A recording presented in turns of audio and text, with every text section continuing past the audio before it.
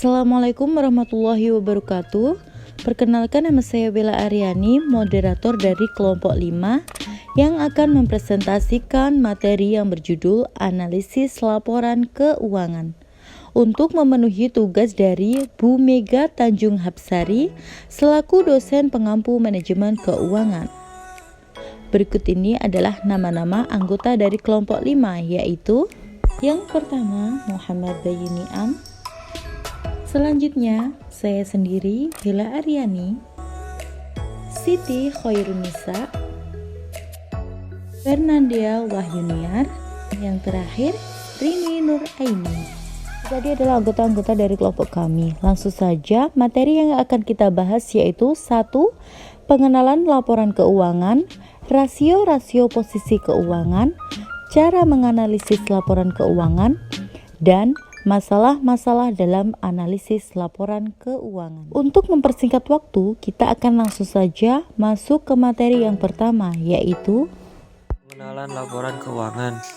Secara umum, laporan keuangan adalah laporan yang berisi pencatatan uang dan transaksi yang terjadi dalam bisnis, baik transaksi pembelian maupun penjualan dan transaksi lainnya yang memiliki nilai ekonomi dan moneter.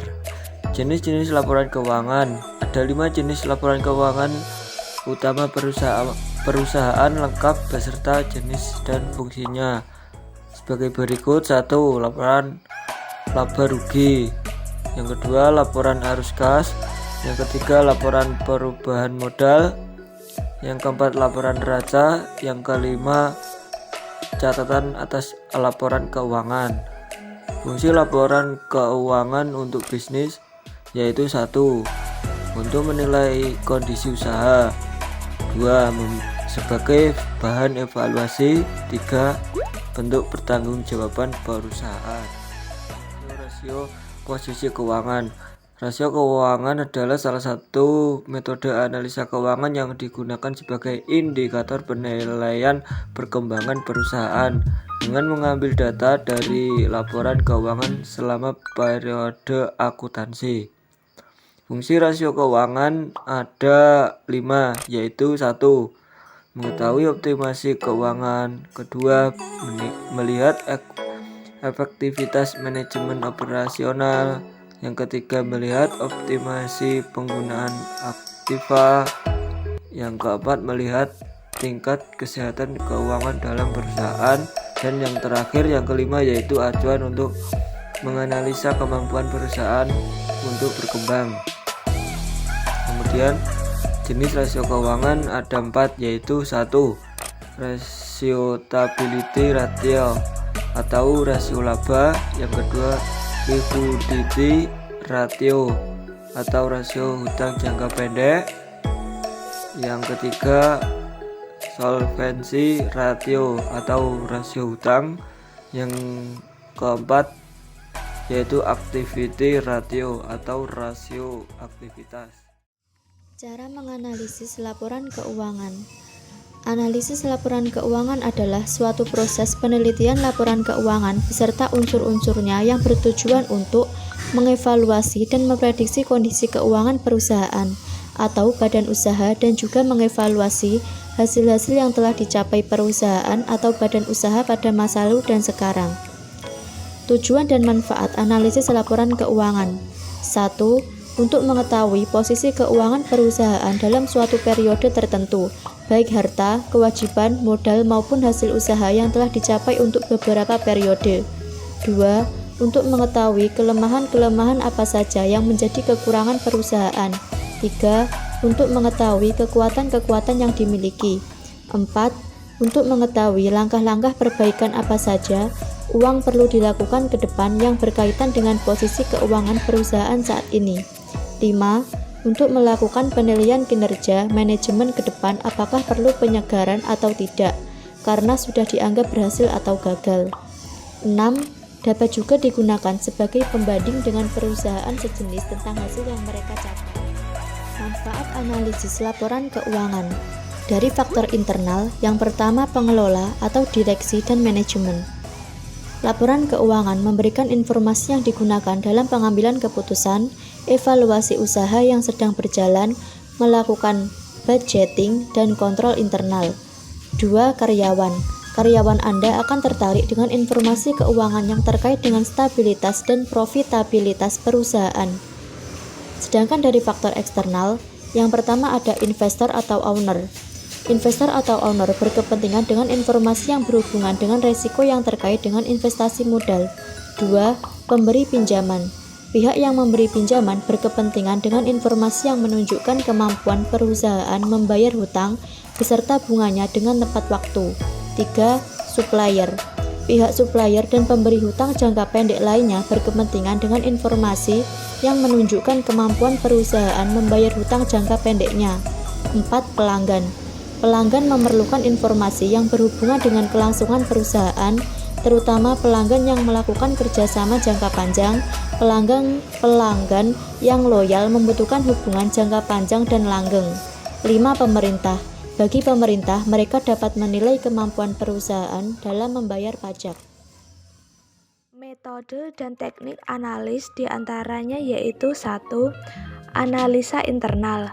Analisa internal yaitu analisa yang dilakukan oleh mereka yang bisa mendapatkan informasi yang lengkap dan terperinci mengenai suatu perusahaan. 2. Analisa eksternal. Analisa eksternal yaitu analisa yang dilakukan oleh mereka yang tidak bisa mendapatkan data yang terperinci mengenai suatu perusahaan. Analisa demikian dilakukan oleh bank-bank, para kreditur, pemegang saham, dan calon pemegang saham. 3. Analisa horizontal. Analisa horizontal yaitu analisa perkembangan data keuangan dan data operasi perusahaan dari tahun ke tahun, guna mengetahui kekuatan atau kelemahan keuangan perusahaan yang bersangkutan. 4. Analisa vertikal. Analisa vertikal yaitu analisa laporan keuangan yang terbatas hanya pada satu periode akuntansi saja. Di samping metode yang digunakan untuk menganalisis laporan keuangan, terdapat beberapa jenis-jenis teknik analisis laporan keuangan. Adapun jenis-jenis teknis analisis laporan yang dapat dilakukan adalah sebagai berikut. 1. Analisis perbandingan antara laporan keuangan. 2. Analisis tren. 3. Analisis presentase per komponen atau common size. 4. Analisis sumber dan penggunaan dana. 5. Analisis sumber dan penggunaan kas. 6. Analisis rasio. 7. Analisis kredit. 8. Analisis laba kotor. Dan 9 yaitu analisis titik pulang pokok atau titik impas. Masalah-masalah dalam analisis laporan keuangan. 1. Mengalami kegagalan dalam membedakan akuntansi berbasis akrual dan kas. Akuntansi berbasis kas adalah proses pencatatan transaksi akuntansi di mana transaksi mencatat pada saat menerima atau mengeluarkan kas. Pada basis kas, pendapatan mencatat pada saat menerima kas, sedangkan biaya dicatat pada saat mengeluarkan kas. Akuntansi berbasis akrual adalah proses pencatatan transaksi akuntansi di mana transaksi mencatat pada saat terjadi meskipun belum menerima ataupun mengeluarkan kas. Pada basis akrual, pendapatan dicatat pada saat terjadi penjualan meskipun kas belum menerima. 2. Kesalahan mengklarifikasi laporan arus kas. Dalam menganalisa laporan keuangan dan penempatannya, seringkali menjumpai kesalahan klarifikasi pada laporan arus kas sebagai kesalahan umum lainnya. Hal ini terjadi karena arus kas biasanya membagi ke dalam kegiatan operasional, investasi, dan pendanaan. 3. Kesalahan pengelompokan dalam neraca keuangan. Mengelompokkan aset dan kewajiban sering menempatkan seseorang dalam kesalahan yang melakukan pada pembuatan neraca. Aset dan kewajiban termasuk dalam kategori yang berbeda. Keterbatasan dalam cara menganalisis laporan keuangan. 1. Laporan keuangan dapat bersifat historis. 2. Laporan keuangan menggambarkan nilai harga pokok atau nilai pertukaran pada saat terjadinya transaksi, bukan harga saat ini. 3. Laporan keuangan bersifat umum dan bukan dimaksudkan untuk memenuhi kebutuhan pihak tertentu. 4. Proses penyusunan laporan keuangan tidak luput dari penggunaan taksiran dan berbagai pertimbangan dalam memilih alternatif dari berbagai pilihan yang ada yang sama-sama dibenarkan tetapi menimbulkan perbedaan angka laba maupun aset. 5. Akuntansi tidak mencakup informasi yang tidak material. 6. Laporan keuangan bersifat konservatif dalam menghadapi ketidakpastian. 7. Laporan keuangan disusun dengan menggunakan istilah-istilah teknis dan pemakai laporan diasumsikan memahami bahasa teknis akuntansi dan sifat dari informasi yang dilaporkan. 8. Akuntansi didominasi informasi kuantitatif. 9. Perubahan dalam tenaga beli uang jelas ada, akan tetapi hal ini tidak tergambar dalam laporan keuangan.